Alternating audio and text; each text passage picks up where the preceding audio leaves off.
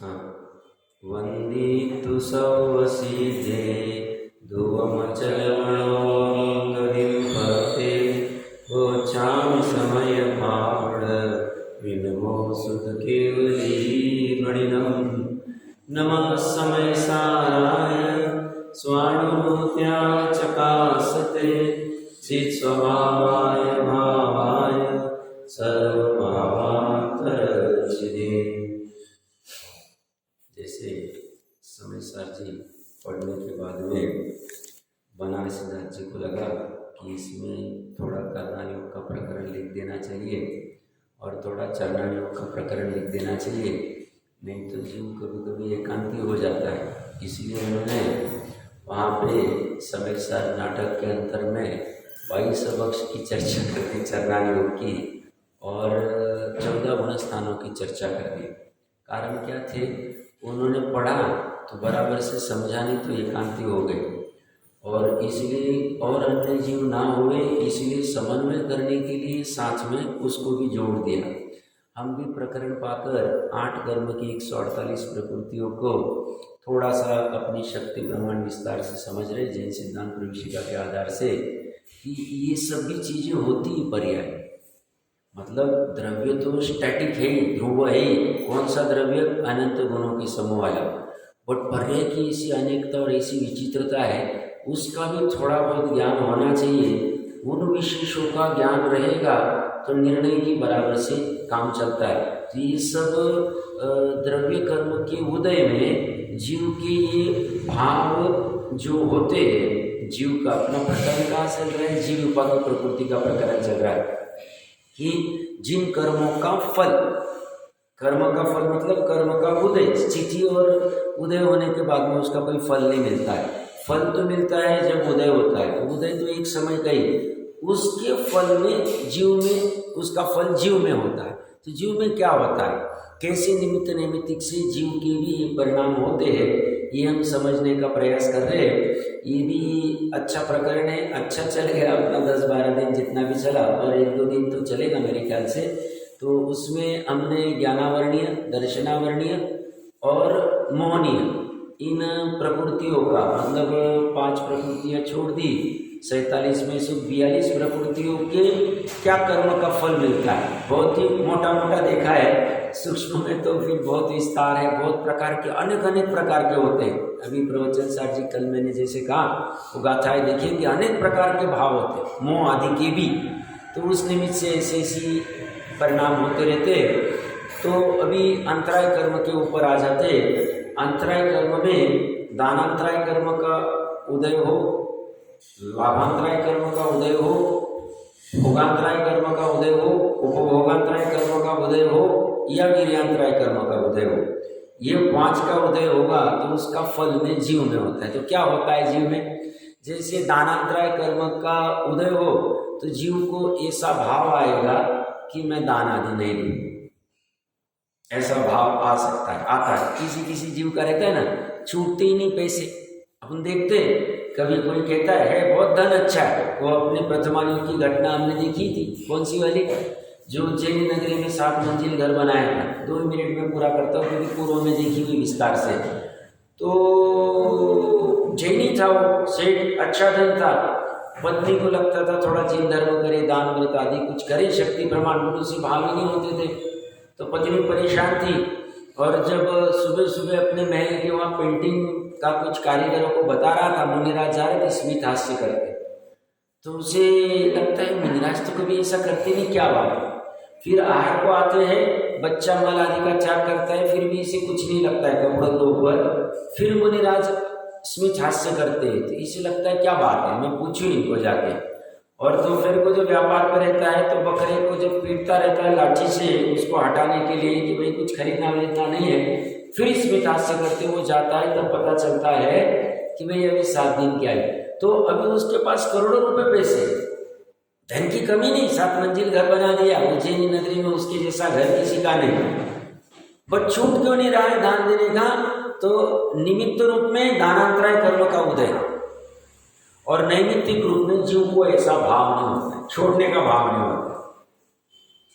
ये चलता है कोई मतलब उसका नियामक कारण वो है। बाहर में ऐसा भी हो सकता है, कोई जीव कहता है मुझे दान करने के भाव होते हैं, बूढ़ा व्यक्ति मुझे कह देता है, घर का कोई सदस्य कहता है नहीं दान नहीं करना, यहाँ नहीं देना अपने को, वैसे बाद में देख लेंगे, आगे देख लेंगे।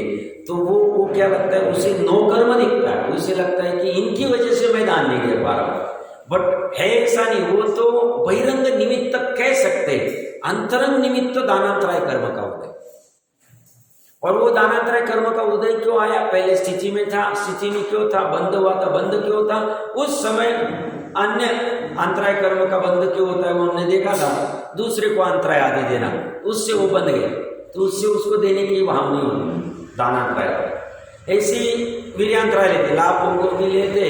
जैसे एक्चुअली सबको तो निश्चय पे घटित करना पड़ेगा। निश्चय पे कैसे घटित करेंगे, आत्मा को दान नहीं होना, लाभ नहीं होना, भोग नहीं होना, उपभोग नहीं होना, या आत्मा को आत्मा में पुरुषार्थ नहीं होना, लीनता करने का, ये तो निश्चय से चलेगा।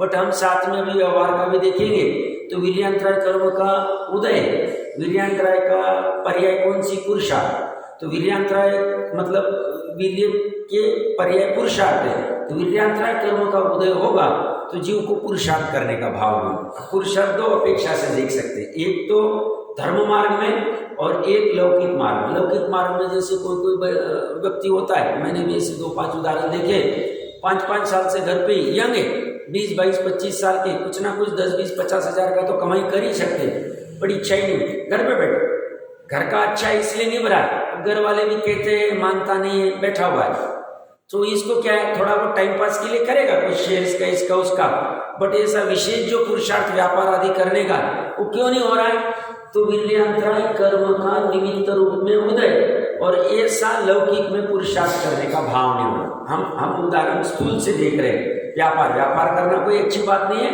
बट सामान्य लौकिक में जिसे कहा जाता है कि भाई ये तो करना ही चाहिए, अनुत्साह आना, उत्साह नहीं होना, तो उसका उदय तो कर ही नहीं पाता, उसकी इच्छा ही नहीं।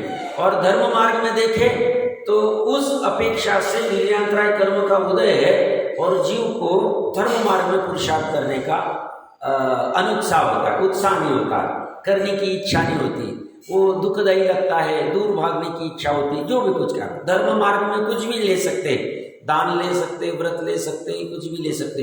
तो अभी सामान्य कथन कर रहा हूँ, विशेष नहीं, विशेष तो एक एक का देखना पड़ेगा।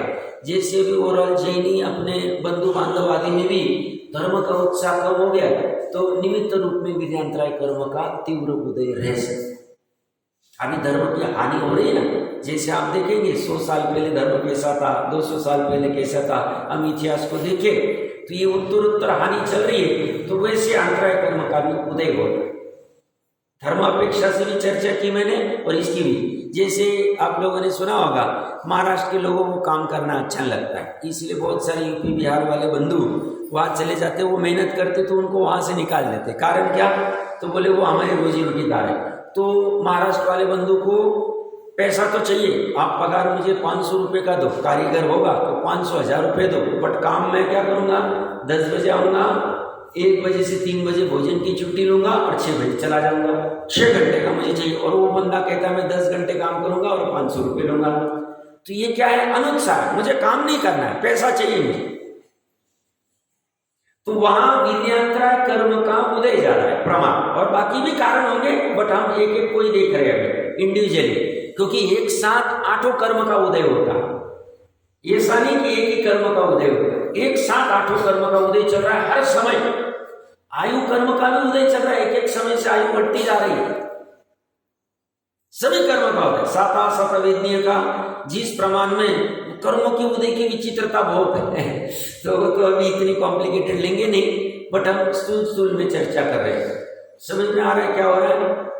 तो वो वीर्यांतराय कर्म का पुरुषार्थ नहीं कर पाता, ये होता है। तो हमें क्या करना, हमें धर्म मार्ग में अगर अनुत्साह हो रहा है तो हमें अभी वर्तमान और भविष्य काल में दूसरे को अंतराय नहीं देना धर्म आदि में। एक भूतकाल में कभी कुछ हुआ होगा, पूर्व भाव में भी हुआ होगा, इस भाव में भी कुछ हुआ होगा, तो प्रायश्चित कर ले। अभी उसका और दूसरा कोई उपाय नहीं, प्रायश्चित कर लेना कि भाई जानते अजानते कुछ हुआ होगा, पता नहीं, तब मान कषाय आदि होगी या कुछ भी कारण होगा, द्वेष होगा, कुछ भी होगा, तो उसमें कर लिया होगा, तो उसका प्रायश्चित्त कर लेना। वर्तमान और भविष्य में कोई भी धर्म करे, नहीं करो भाई, करना चाहिए, अच्छी बात है। हाँ, हमें यथार्थ धर्म कौन सा पता होगा तो वो बताना चाहिए, उसका हमारे में ताकत होगी तो वो बात अलग होगी, वो अलग ही विषय हो गया। बट कोई कर रहा है अच्छे से धर्म तो करने देना चाहिए। तो ये मैंने वीर्यांतराय की चर्चा की, दानांतराय की चर्चा की।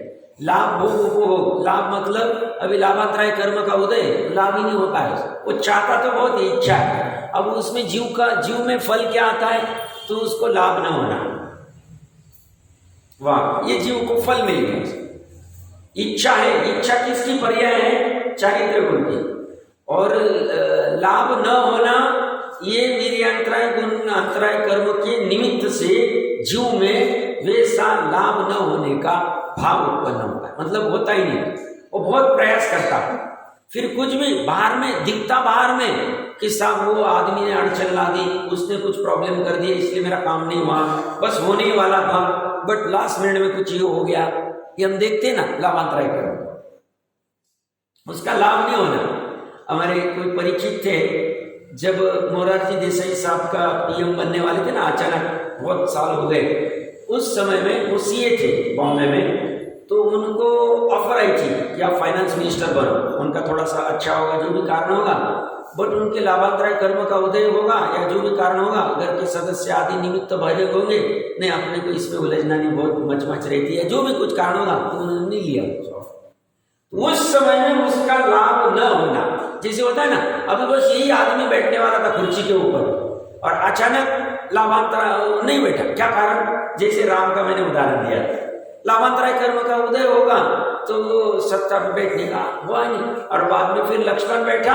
ये भले बलभद्र की वैल्यू है, लक्ष्मण मानता है इसी का, बट कुर्सी पे बैठने का, वो लाभ होने का, अंतराय कर्म का उदय नहीं हो सकता। जैसे सोनिया गांधी सब फाइनल हो गया, पीएम ही बनने वाले, अब अंदर में फिर कोई कहेगा नहीं साहब इस कारण की वजह से ऐसा प्रॉब्लम आया, उस कारण से वजह, वो बहिरंग कारण है, वो बहिरंग कारण है, वो अंतरंग कारण नहीं।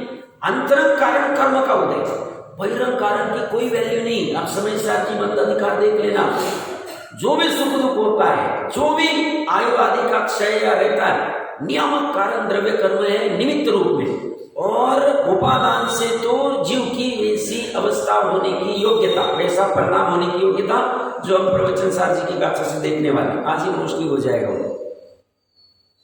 क्या कह रहे, चर्चा क्या चल रही है, बाहर का किसी के ऊपर आरोप मत दो आप अभी द्रव्य कर्म और भाव कर्म में बस सिमट जाओ।